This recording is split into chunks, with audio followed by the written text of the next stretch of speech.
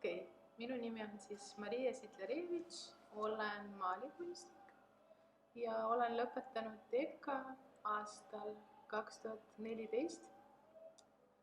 See üsna ammu ja maali erialal ja tegelengi maalikunstiga ja kunstiga.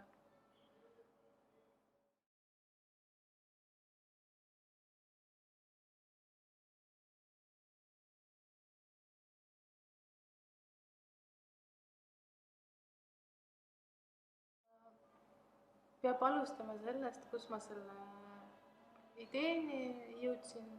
Lihtsalt aluseks on võetud internetist leitud retrofotod Jaapani tüdrukutest.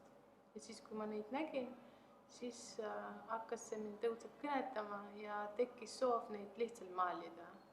Otseselt mingit kontseptuaalset selgitus mul tookord veel ei olnud, aga lihtsalt oli hirmsasti soovi maalida neid nägusid ja sellest kõik pihta hakkaski. Ja pärast, kui hakkasin juba tagantjärgi mõtlema, et miks just Jaapani tüdrukud, siis võib-olla nii palju, et see Jaapani kultuur on alati olnud minu jaoks huvitav, niisugune salapärane, kus väga hoolikalt hoitakse traditsioone, et võib-olla ka see mängis oma rolli. Ja ma pigem vaataks seda näitust kui portreenäitust või portreemaali näitust, kus on siis igal maalil lihtsalt portree ühest inimesest. Need on õlimaalid kõik, enamus siin paar joonistust, dušijoonistust ka, aga enamuses on need õlimaalid. Õlimaal on minu siis põhitehnika, et ma tavaliselt teengi oma maale õlivärvidega. Formaadist siis nii palju, see on väga praktiline asi tegelikult, et ma mingi aeg tagasi tegin hästi suuri töid, 2-meetriseid, ja siis ma niimoodi väsisin ühel hetkel nendest tassimistest ja nii edasi, et see on nagu tüdrukule väga raske. Ja mõtlesin, et ma võtan nüüd aluseks väiksema formaati, et siin ei ole väga suurt romantikat midagi, hästi praktiline. Ja värvid, need tundusid kuidagi õiged värvid sellele nagu mõttele või mõtte illustreerimisele. Et pealkirjad panin kogu lõpus, tahtsin mingit mängu mängida ja siis ma mõtlesingi välja neid nimesid või tegelikult need nimed eksisteerivad nagu ka päriselus, need on päriselt Jaapani nimed, mis ma siin kasutan.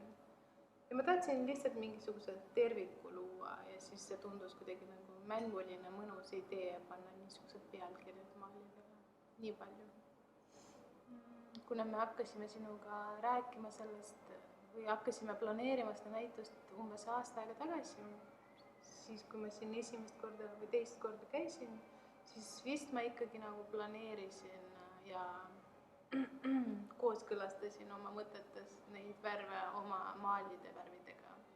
Et see oli küll mul nagu läbimõeldud. Siin küll paar vana tööd ka, aga nad sobisid väga hästi siia konteksti. Ja arvan, et see värv isegi nagu annab juurde ja näeb kõik väga selline harmooniline ja ilus, võib nii öelda. Jah. Esiteks kunstniku olemine, ma sellest esmalt vist tahaks öelda, nii palju, et see kunstniku olemine, see ei ole, et sa oled nagu 9–5 kunstnik ja pärast sa oled mitte kunstnik. Et see kunstniku olemine on nagu pidev protsess, mis ei peatu mitte kunagi. Et sa kogud informatsiooni, et sa pead väga palju jälgima, analüüsima, sa pead nägema asju, et kunstnikuks olemine on see, et sa märkad nagu asju, mida võib-olla tavainimesed ei märka. See ei ole nende jaoks, ütleme, nii tõenäoline või lihtsalt, aga kunstnik peab nägema. Ja sellest kõik siis pihta hakkab, sealt nagu tekib see baas nii-öelda või see kogu, mis sul sees on, need pusled, mida sa pärast mingisuguseks narratiiviks nagu muudad. Või need lood, mis mind huvitavad, need võivad olla väga erinevad, et teemad on erinevad. Ma ei oskagi öelda, tekib lihtsalt mingi mõte ja siis hakkad neid pusled sealt välja võtma ja kokku panema, et midagi valmis ehitada niimoodi. Et narratiivid, igasugused lood meeldivad mulle ja siis mulle meeldib võtta nad sellest kontekstist välja ja siis paigutada neid teise konteksti sisse, võib-olla see rohkem siis sellest kontseptuaalsest poolest nii-öelda. Et noh, üks näide näiteks sellest väljavõtmisest, kui ma ütlen näiteks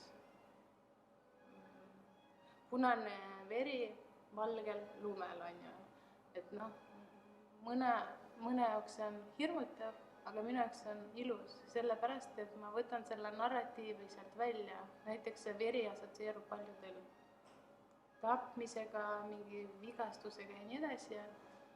Minu jaoks see võib assotsieeruda näiteks uue eluga või mingi eluenergiaga.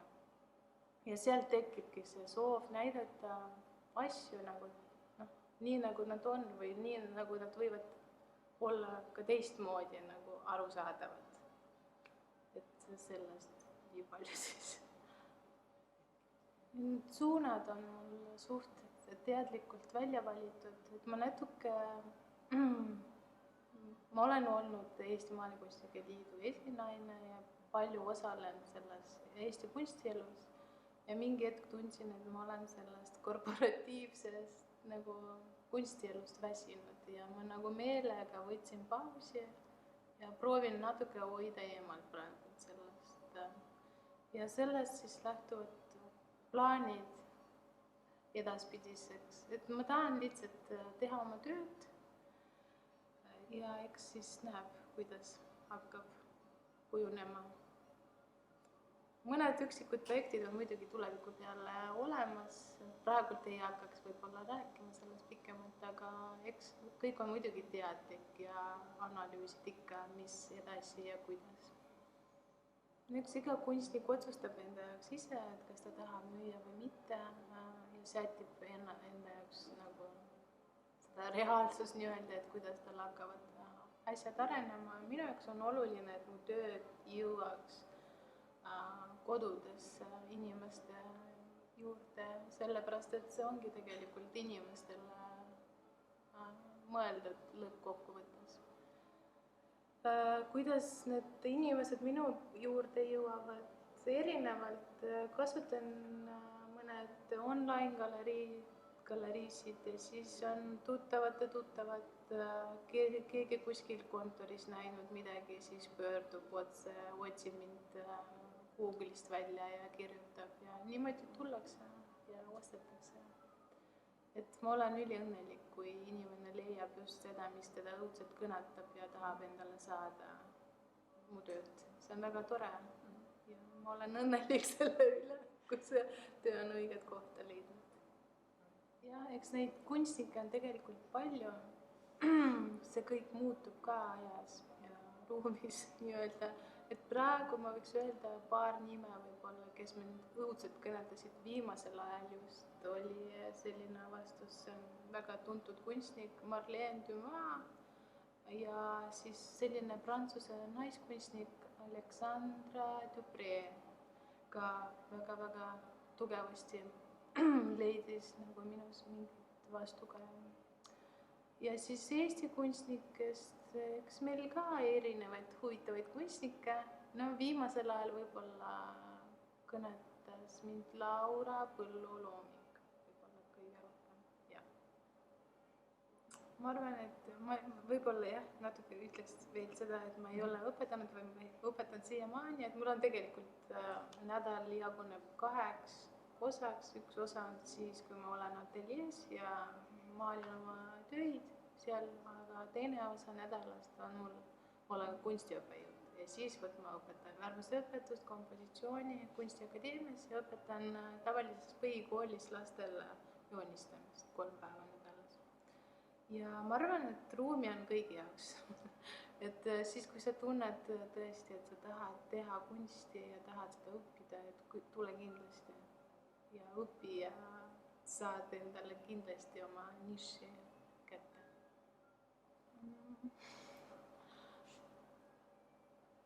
Ma ei tea, võib-olla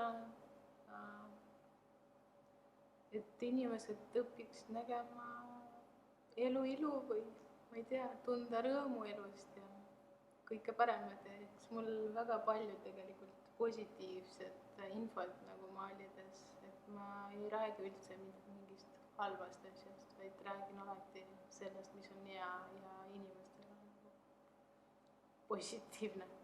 Et positiivi võiks kaasa võtta küll siit näitused.